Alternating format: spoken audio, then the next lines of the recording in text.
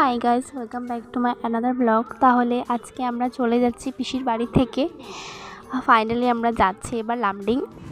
বেডিংপত্র সব গুছিয়ে এবার আমরা অটোতে চড়ে গেলাম।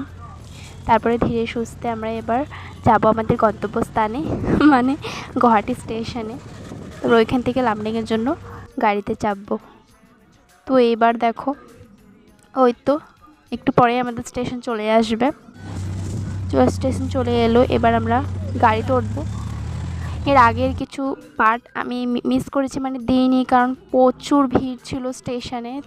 টিকিট কাটতে কাটতে আমাদের ট্রেন ছুটতে বসেছিল, কিন্তু আমরা ফাইনালি পেয়ে গেছি, কোনো অসুবিধা হয়নি, তাই ট্রেনে চেপে গেলাম।